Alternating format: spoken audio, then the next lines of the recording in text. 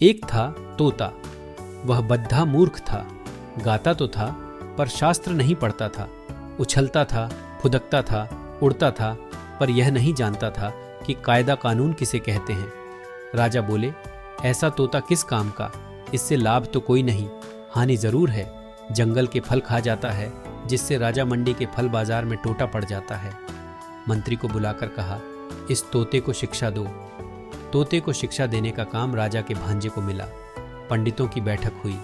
विषय था, उक्त जीव की अविद्या का कारण क्या है। बद्धा गहरा विचार हुआ। सिद्धांत ठहरा, तोता अपना घोंसला साधारण खरपात से बनाता है। ऐसे आवास में विद्या नहीं आती। इसलिए सबसे पहले तो यह आवश्यक है कि इसके लिए कोई बढ़िया सा पिंजरा बना दिया जा। राज पंडितों को दक्षिणा मिली और वे प्रसन्न होकर अपने अपने घर गए।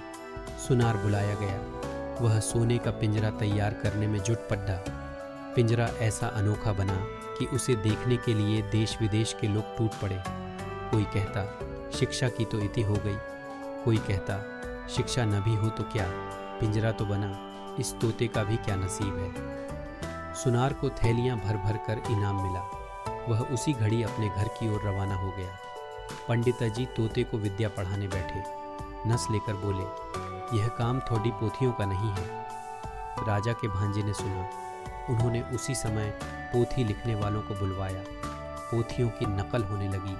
नकलों के और नकलों की नकलों के पहाड़ लग गए। जिसने भी देखा उसने यही कहा कि शाबाश, इतनी विद्या के धरने को जगह भी नहीं रहेगी। नकलनवीसों को लद्दू बैलों पर लाद लाद कर इनाम दिए गए। वे अपने अपने घर की ओर दौड़ डेच पढ़े। उनकी दुनिया में तंगी का नाम निशान भी बाकी न रहा। दामी पिंजरे की देखरेख में राजा के भांजे बहुत व्यस्त रहने लगे। इतने व्यस्त कि व्यस्तता की कोई सीमा न रही। मरम्मत के काम भी लगे ही रहते। फिर झाड़ू पोंछ और पालिश की धूम भी मची ही रहती थी। जो ही देखता यही कहता कि उन्नति हो रही है। इन कामों पर अनेक अनेक लोग लगाए गए और उनके कामों की देखरेख करने पर और भी अनेक अनेक लोग लगे। सब महीने महीने मोटे मोटे वेतन ले लेकर बड्ढे बड्ढे संदूक भरने लगे। वे और उनके चचेरे ममेरे मौसेरे भाई बंद बड्ढे प्रसन्न हुए और बड्ढे बड्ढे कोठों वाला खानों में मोटे मोटे गद्दे बिछाकर बैठ गए। संसार में और अभाव तो अनेक हैं, पर निंदकों की कोई कमी नहीं है। एक ढूंढो हजार मिलते हैं। वे बोले, पिंजरे की तो उन्नति हो रही है, पर तोते की खोज खबर लेने वाला कोई नहीं है। बात राजा के कानों में पडिढ़ी। उन्होंने भांजे को बुलाया और कहा, क्यों भांजे साहब, यह कैसी बात सुनाई पडिढ़ेच रही है। भांजे ने कहा, महाराज अगर सच सच बात सुनना चाहते हो तो सुनारों को बुलाइए, पंडितों को बुलाइए, नकलनवीसों को बुलाइए, मरम्मत करने वालों को और मरम्मत की देखभाल करने वालों को बुलाइए। निंदकों को हलवे में हिस्सा नहीं मिलता, इसलिए वे ऐसी ओछी बात करते हैं। जवाब सुनकर राजा ने पूरे मामले को भलीभांति और साफ साफ तौर से समझ लिया। भांजे के गले में तत्काल सोने के हार पहनाए गए। राजा का मन हुआ कि एक बार चलकर अपनी आंखों से यह देखें कि शिक्षा कैसे धूम धड़ाके से और कैसी बगट और तेजी के साथ चल रही है। सो एक दिन वह अपने मुसाहबों, मुनहलगों, मित्रों और मंत्रियों के साथ आप ही शिक्षाशाला में आ धमके।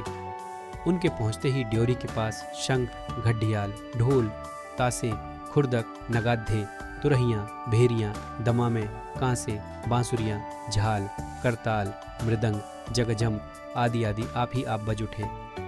पंडित गले फाड़ फाड़कर और बूटियाँ फटका फड़काकर मंत्र पाठ करने लगे। मिस्त्री, मजदूर, सुनार, नकलनवीस, देखभाल करने वाले और उन सभी के ममेरे, फुफेरे, चचेरे, मौसेरे भाई जय जयकार करने लगे। भांजा बोला, महाराज देख रहे हैं ना। महाराज ने कहा, आश्चर्य, शब्द तो कोई कम नहीं हो रहा। भांजा बोला, शब्द ही क्यों, इसके पीछे अर्थ भी कोई कम नहीं। राजा प्रसन्न होकर लौट पढ़े। ड्योढ़ी को पार करके हाथी पर सवार होने ही वाले थे कि पास के झुरमुट में छिपा बैठा निंदक बोल उठा, महाराज आपने तोते को देखा भी है। राजा चौंके, बोले, अरे हाँ, यह तो मैं बिल्कुल भूल ही गया था, तोते को तो देखा ही नहीं। लौटकर पंडित से बोले, मुझे यह देखना है कि तोते को तुम पढ़ाते किस ढंग से हो। पढ़ाने का ढंग उन्हें दिखाया गया। देखकर उनकी खुशी का ठिकाना न रहा। पढ़ाने का ढंग तोते की तुलना में इतना बड्डा था कि तोता दिखाई ही नहीं पड़ता था। राजा ने सोचा, अब तोते को देखने की जरूरत ही क्या है, उसे देखे बिना भी काम चल सकता है। राजा ने इतना तो अच्छी तरह समझ लिया कि बंदोबस्त में कहीं कोई भूल चूक नहीं है। पिंजरे में दाना पानी तो नहीं था, थी सिर्फ शिक्षा, यानी ढेर की ढेर पोथियों के ढेर पन्ने फाड़ डडोकर कलम की नोक से तोते के मुंह में घुसेड़े जाते थे। गाना तो बंद हो ही गया था, चिखने चिल्लाने के लिए भी कोई गुंजाइश नहीं छोड़ दी गई थी। तोते का मुंह ठसाठस भरकर बिल्कुल बंद हो गया था। देखने वाले के रोंगटे खद्दे हो जाते। अब दोबारा जब राजा हाथी पर चढ़ने लगे तो उन्होंने कान उमेठू सरदार को ताकीद कर दी कि निंदक के कान अच्छी तरह उमेट देना। तोता दिन पर दिन भद्र रीति के अनुसार अधमरा होता गया। अभिभावकों ने समझा कि प्रगति काफी आशाजनक हो रही है, फिर भी पक्षी स्वभाव के एक स्वाभाविक दोष से तोते का पिंड अब भी छूट नहीं पाया था।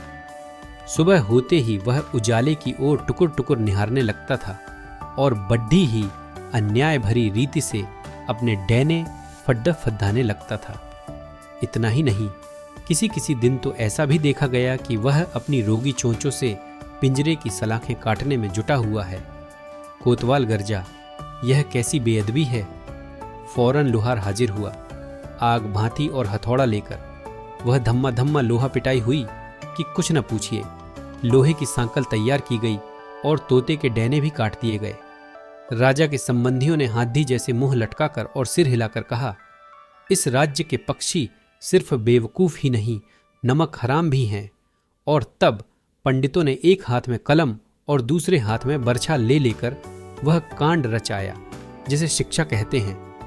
लुहार की लुहसार बेहद फैल गई और लुहारिन के अंगों पर सोने के गहने शोभने लगे और कोतवाल की चतुराई देखकर राजा ने उसे सिरोपा अता किया। तोता मर गया, कब मरा इसका निश्चय कोई भी नहीं कर सकता। कमबख्त निंदक ने अफवाह फैलाई कि तोता मर गया। राजा ने भांजे को बुलवाया और कहा, भांजे साहब, यह कैसी बात सुनी जा रही है। भांजे ने कहा, महाराज, तोते की शिक्षा पूरी हो गई है। राजा ने पूछा, अब भी वह उछलता फुदकता है? भांजा बोला, अजी राम कहिए, अब भी उड्डटता है? ना, कतई नहीं, अब भी गाता है। नहीं तो दाना न मिलने पर अब भी चिल्लाता है? ना। राजा ने कहा, एक बार तोते को लाना तो सही, देखूंगा जरा। तोता लाया गया, साथ में कोतवाल आए, प्यादे आए, गुद्द सवार आए। राजा ने तोते को छुटकी से दबाया। तोते ने न हाँ की न हूं की। हाँ, उसके पेट में पोथियों के सूखे पत्ते खद्द खद्दाने जरूर लगे। बाहर नव वसंत की दक्षिणी बयार में नव पल्लवों ने अपने निश्वासों से मुकुलित वन के आकाश को आकुल कर दिया।